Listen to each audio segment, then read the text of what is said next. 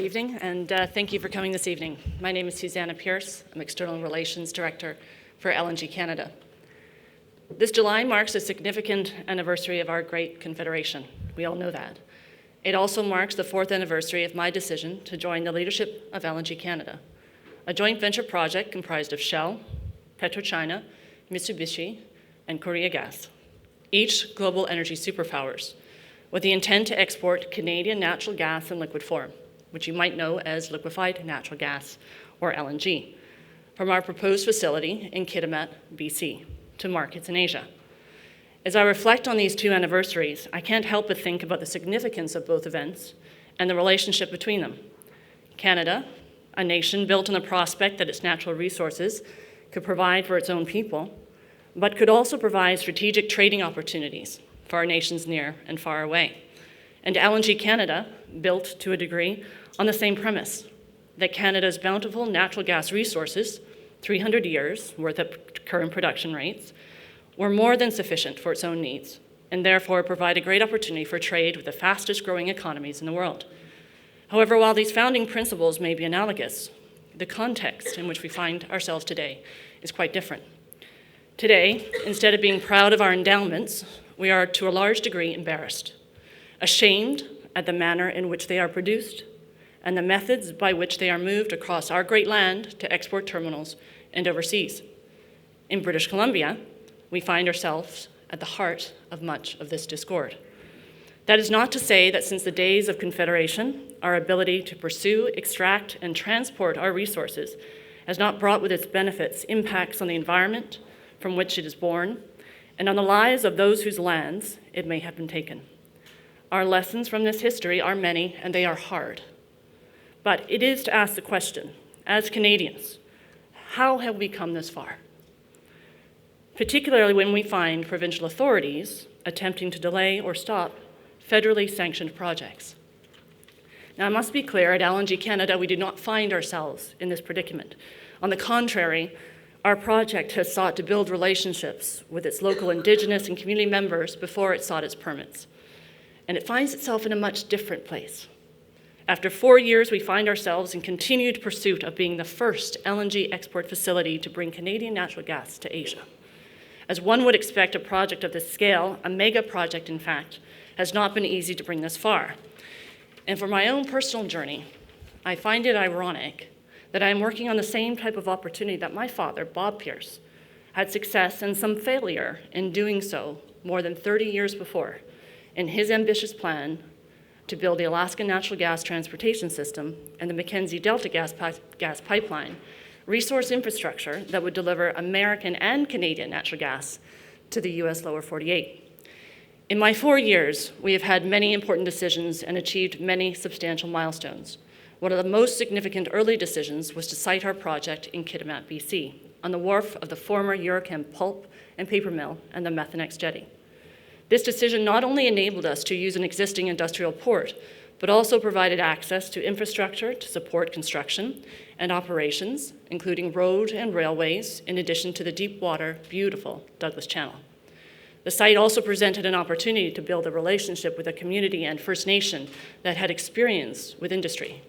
Kitimat is a city planned and built in the 1950s by the Aluminum Company of Canada, now known as Rio Tinto. Rio Tinto maintains a modern smelter near town and remains a large landowner and neighbor.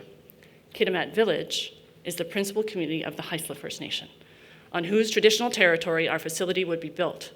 The Haisla would be key to the future success of ourselves and our project, as we recognize their existing rights and title even in the absence of treaties. Our relationship with our local stakeholders and First Nations is very strong, and I myself have never seen as much collaboration and support in their advocacy for this project to proceed. Another key decision was our choice to combine renewable power from BC Hydro with highly efficient General Electric gas turbines to liquefy the natural gas. This sounds technical, but essentially the decision balanced a number of factors, including current and forecast supply of power, reliability, transmission, air, CO2 emissions, and of course cost to achieve the best outcome. This end result positions LNG Canada as the lowest carbon intensity LNG export facility of its scale in the world, at 0.15 tons of carbon per ton of LNG produced, And in the context of our nation's international commitment to Paris COP, and as embodied in the Pan-Canadian Climate Change Framework, this intensity performance is notable and is relevant. Now, I have heard some challenge whether the CO2 emissions from LNG in BC on a life cycle basis is really a force for good. And I will first acknowledge that not all wells to wires footprints are the same, and much has to do with where the gas comes from and the CO2 content. But I will say that choices our strategic partners have made to electrify their gas plants, as well as their commitment to reducing fugitive emissions and flaring, combined with our own CO2 intensity, LNG from LNG Canada is in fact a force for good.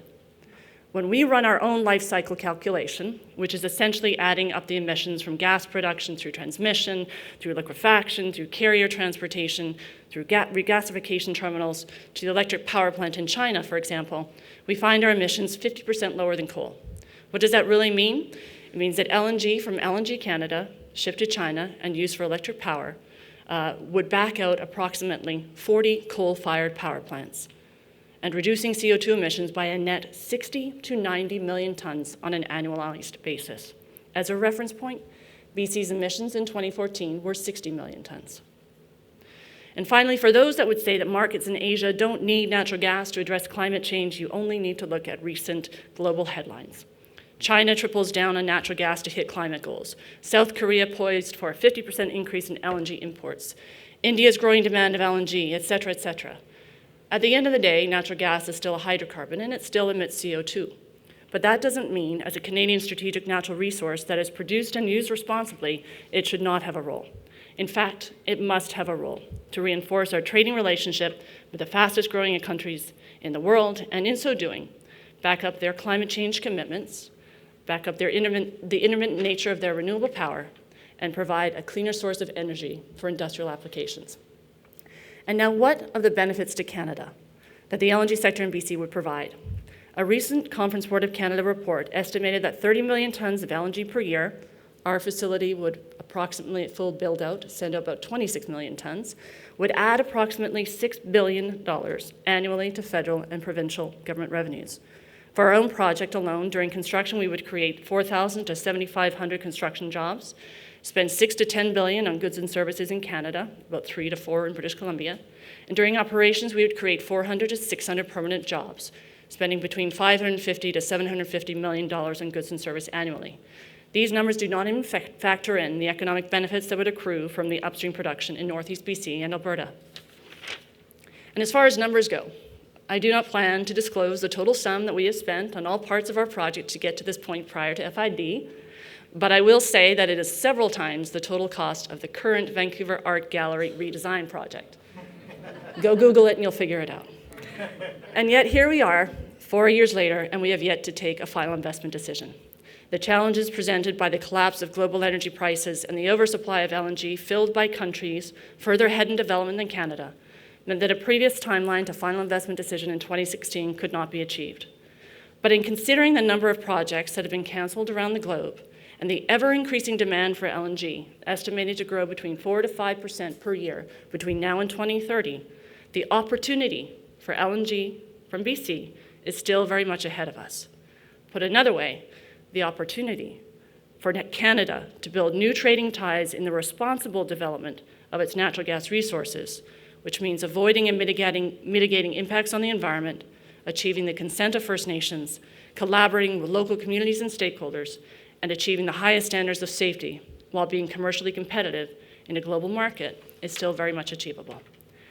And as we all prepare ourselves for this great Canadian celebration in the month ahead, I'm sure we will all reflect on what it means to be Canadian.